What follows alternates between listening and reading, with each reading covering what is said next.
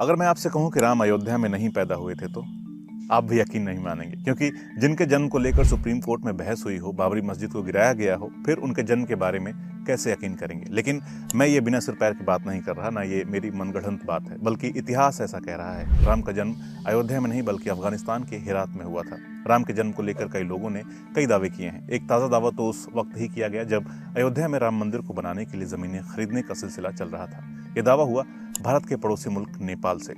UP के अयोध्या से तकरीबन 243 किलोमीटर की दूरी पर नेपाल में है थोरी।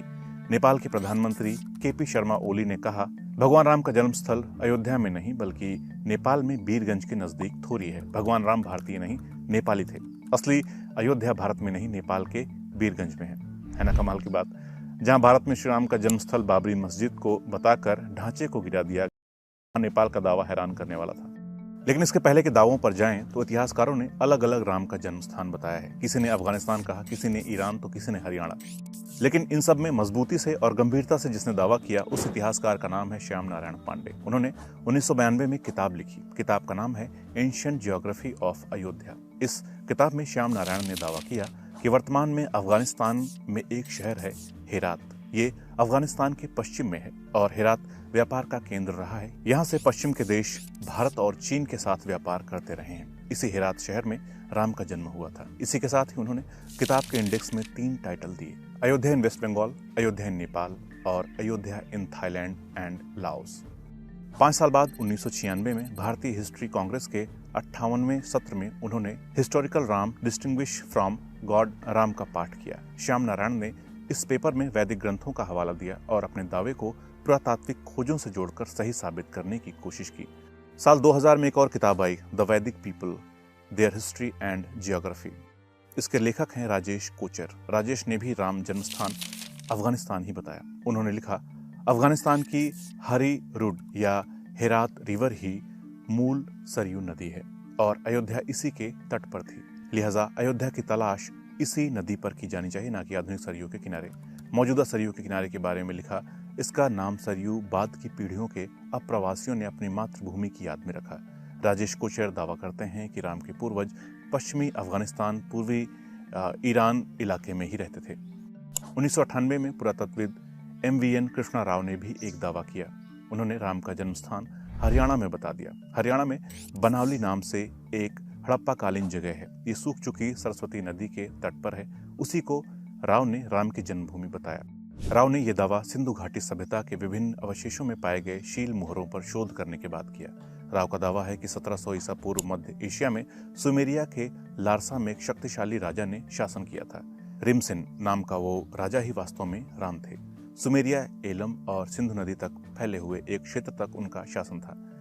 वो यही नहीं रुके, उन्होंने एक कदम आगे बढ़कर एक साहसिक टिप्पणी की। उन्होंने कहा, 1975 में प्रख्यात पुरातत्वविद ब्रजवासी लाल के नेतृत्व में अयोध्या क्षेत्र में एक खुदाई की गई।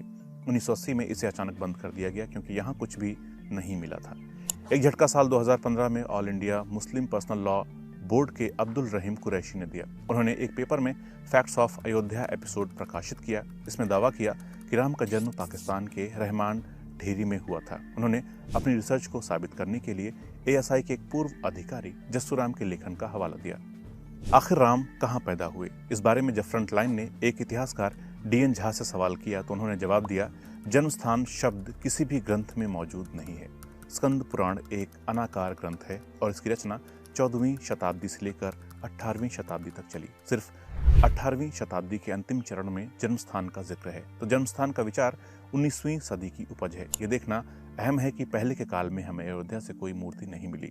यूपी के म्यूजियम में 2 या 3 कैटलॉग हैं, एक लखनऊ, एक इलाहाबाद और एक फैजाबाद यानी अयोध्या में।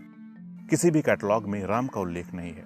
अब अहम सवाल आता है, तो क्या राम मंदिर तोड़कर बाबरी मस्जिद बनाई गई थी? इसका जवाब तो रामचरितमानस तक में नहीं मिलता।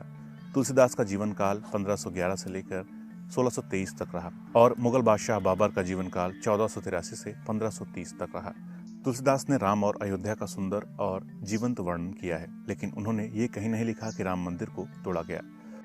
साल 2009 में फ्रंटलाइन को दिए इंटरव्यू में इतिहासकार BN झा कहते हैं, बाबरी मस्जिद का निर्माण मुगल शासक बाबर के दौर में उनके सैन्य अफसर मीर बकी ने 1528-29 में कराया।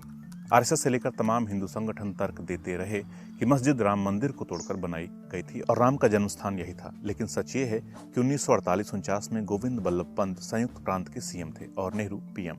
उसी दौर में मस्जिद में मूर्तियों को रखकर चमत्कारिक घटना बताया गया था। तब से लेकर साल 2019 तक विवाद रहा और अब जब सुप्रीम कोर्ट ने राम मंदिर विवाद पर फैसला सुना दिया तो राम मंदिर के निर्माण का रास्ता साफ हो गया। मगर इस सवाल का जवाब कोर्ट में भी अधूरा ही रह गया कि क्या मंदिर को तोड़कर मस्जिद बनाई गई थी। लेकिन बीएन झा के मुताबिक पुरातात्विक सबूतों से पता चलता है कि पूरे उत्तर प्रदेश में 17वीं सदी के आखिर से 18वीं सदी के शुरुआत तक विशेष तौर पर राम को समर्पित कोई मंदिर नहीं था। लेकिन साउथ इंडिया में ये चोल काल से मिलते हैं, लेकिन उत्तर भारत में नहीं मिलते। 12वीं शताब्दी के राम के 2 या 3 मंदिर मध्य प्रदेश में पाए जाते हैं, लेकिन उत्तर प्रदेश में नहीं, बिहार में नहीं और ना ही उड़ीसा में। 13वीं शताब्दी में उत्तर भारत में राम मंदिरों का प्रचलन आम हुआ। कैसा लगा आप लोगों को ये वीडियो और आप क्या सोचते हैं कि राम भगवान का जन्म कहाँ हुआ था? इस बारे में जो भी आप सोचते हैं वो कमेंट कर सकते हैं। मिलते हैं अगले एपिसोड में बहुत जल्द। नमस्कार।